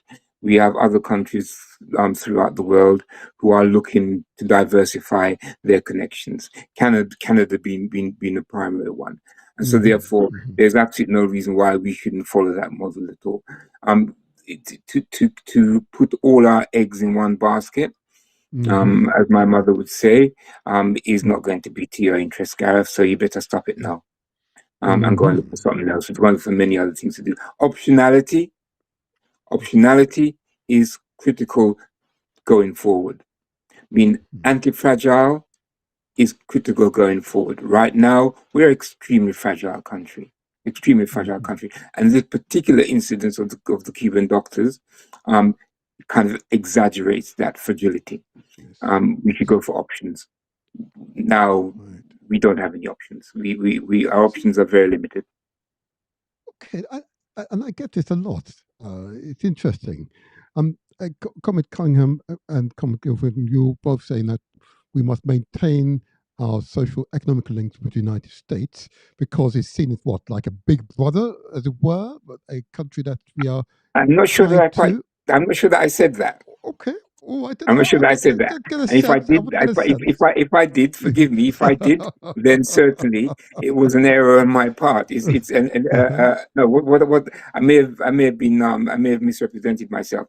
So let me please state clearly. No, I don't say to maintain a relationship with the United States the exclusion of anybody else at all. Quite clearly not. That is not going to be in our interest. Quite clearly, I've said that more than anything else. I've said that. We must maintain our options. We must diversify our interests quite substantially, and quite strategically as well. Quite strategically. And it's followed the same route that perhaps Canada has taken. Diversify. Options. Africa, absolutely. Asia, absolutely. Why not? We already export Blue Mountain coffee to Japan. Indeed. We're one of the Yes, biggest indeed. exporters. Well, we were the only exporters of Blue Mountains coffee to Japan. Canada, I think, imports white rum on a grand scale. They do, yes. No, I've just started two things. It doesn't have to be those things. It should not be those things. We should be far more developed than that. Doesn't be offering bottom of the line or the service kinds of things. No, that's fine, but we should go further than that. China is a big market. So yes, we should be not only inviting investment from those places, but also exporting to those places. Absolutely, absolutely. And Comrade Cunningham, you also agree that we should maintain economic ties with the United States, but also Yes, maintain options. I don't Go think ahead. I don't think this is a matter for breaking up ties with America. It's a seismic problem. It's a disgusting problem in mandate from the United States for Jamaicans to do it. But I don't think we should necessarily break up diplomatic relationship. We have to. My problem is, how do you advise a government that doesn't have any care, any empathy? You know, how do you, it's not that they're desperate or mournful or regretful or anything like that. You look at them and they don't care. It's amazing. It's like when you swim or swim. You know, swim or what's the word? Sink or swim. Or drown. Sink or swim. Yes. That's the reaction to the Jamaican public. Because they are all right. Yes. Yeah. I've never seen Jamaican politician blatantly behave in this matter. Never. I agree. It is quite astonishing. And the observation made by our earlier guest, Comrade Burke, of course, that the JLP government begged the US government not to press them on this matter until after the election. Can you imagine? Because they recognize if they were forced to do this, if they felt compelled to take this action before the election, that would have been political suicide. So even they recognize the harmful impact this would have. So at least they've got some shame, Comrade Cunningham, no? They display some shame, some sense of well, that was the display of shame. That was political survival. Okay. You know, in fact, it's the absence of shame. You know, I'm trying to be charitable. Go on. Say more, please. Explain. So at the end of the day, what is alarming for the Jamaican people is that they elected a government based on a sales strategy. That first of all, you know, him hand out one or two houses and gave a woman a donkey, and the Jamaican people, the Jamaican voting culture is what you can do for me. Yes, it's not what the country need, and it is what you can do for me. That's a cultural. If I may, to be fair, self-interest is a principal part of wherever you are in the world, deciding which party. But yeah, agreed. But people in this country vote about potholes. They vote about things that is not directly impacting on them. The main concern of the Jamaican electorate is, if you can give me $2,000 or $5,000, I'll vote for you. Is what you can do for me. That's poverty, isn't it? That is simply a sign of poverty, if I may. I would be fair on the Jamaican electorate because I believe that my observation is that they are overall honest people and they've got the basic needs of any peoples in the world. They want access to good healthcare. They want access to good education, training. They want to be able to put a roof over their head, a safe house. Yeah? They want access to clean water. They want to ensure that there's good social infrastructure, physical infrastructure, good roads, good trains. They want all this. This is what is wanted universally by people across the world. They're no different. Okay, it's how this is manifested, and how it is that the political parties, well, certainly in this case the JLP party, was not honest with the people that they were under pressure from the Americans, and they were going to bend to American wills. But they begged the Americans not to press this issue until after the election. You know, It's that. Welcome. Yes. I can understand coming from the point of view, and I can understand the point of view that suggests that everything is transactional, and that we are self-interested. As a people, we are self-interested. Generally, everybody in the world is self-interested. I don't necessarily agree with that. I don't necessarily agree with that at all.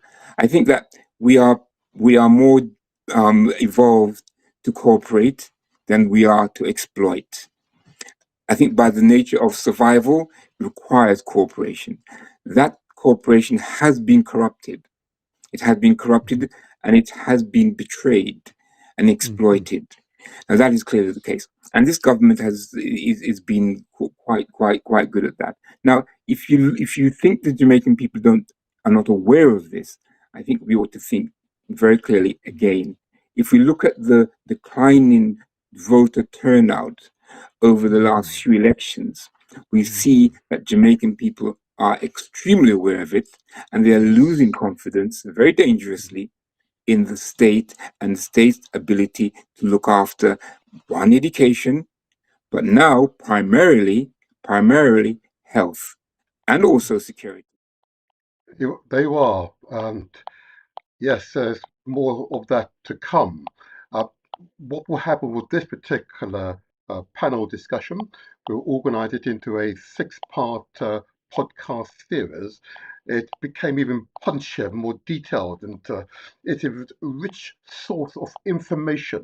I know each and every one of you who've stayed with us will benefit from listening and watching. Okay. We will publish the final version of this within the next 24, 48 hours. Okay. So watch this space. It was an exciting experience for that panel discussion. And you can tell by the quality of that dialogue, this is what we need to have in public. But the call to action is real. The call for action is real. And we will, in our next podcast, propose suggestions for a call for action. What the Jamaican Labour Party, JLP government of Andrew Onus is hoping for, and indeed those foreign pals who have persuaded his party along this path of jeopardizing and putting at risk Jamaican lives, is that we'll have a hot period for 6 months or so, and it'll be forgotten. We at the Motivator Show will not forget. This channel will not forget. And we are confident that other channels will be reminded by the Motivate channel that this issue is real. This issue is factual. Lives are now being laid to waste because of the actions of the Jamaican government.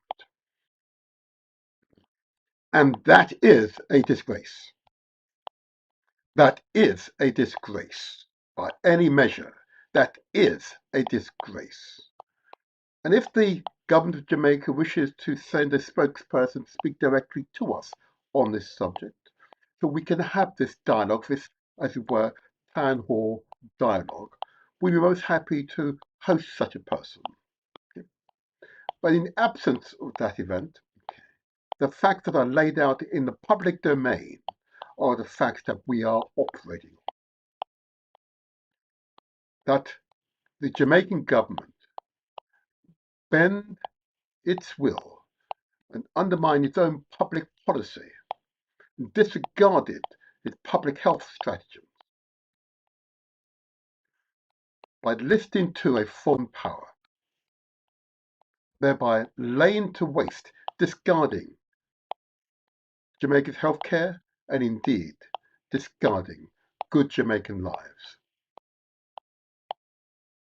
The Mexican president was very clear.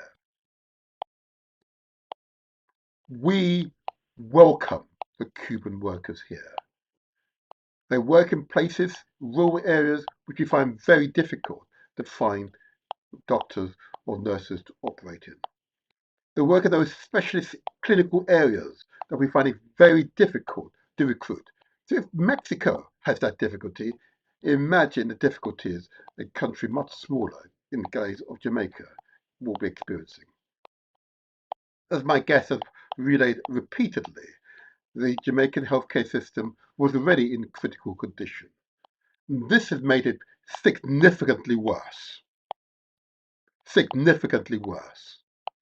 Typically, when your back's against the wall, that's when you have to show your real self and defend your family, defend yourselves, because you have no choice but to do so. But to abdicate, to give up, to allow your family to die at the will of another person's. We at the Motivator Show will not forget. This channel will not forget. We are confident other channels will not forget, because we will not allow them to do so. Praise Jah, Rastafari. And long may you stay strong. Long may you stay strong. Long may you stay strong. We hope that you've heard our earlier call for action on the school in Jamaica and is seeking international support so we can build back better that building for the little ones who are suffering. We hope you've heard that call. And if you haven't, please open your heart. That's all we say. Open your heart. We don't want you to bankrupt yourself, only what you can afford. And every penny, every pound, every dollar, every cent will be accounted for. There will be no agency fee taken. PMP UK have made it clear they're committed to this end. So this has been one of those rather enterprising The Motivator Show. Yeah? Yes, I think you would agree. Okay? It provided good quality information on which you can have discussions. But more importantly, as is the motto of this show, we translate our words into action. Because success is ours for the taking. Oh yes, oh yes, oh yes, oh yes. You got to believe it, people. You got to believe it. It is a mindset. And once you're in that mindset, anything is possible. As the people of Cuba understand, once they're in that mindset, anything is possible. Anything is possible. We get ourselves back into that mindset, confident. Yeah. Remember, we said it. The land of the determined men. I should also say women as well, because I assure you there are many determined Jamaican women. Well, that's for sure, and that's for sure. And together we will transform the nation, and in turn transform the world. Now, there's much more I would like to say today, but I think that's been, well, a good run for this particular episode of The Motivator Show. Look out for the podcast series of this panel discussion. Okay, it'll be jam-packed full of useful information, sidebars, which will help you to better understand the discussion, the dialogue, the terms being used.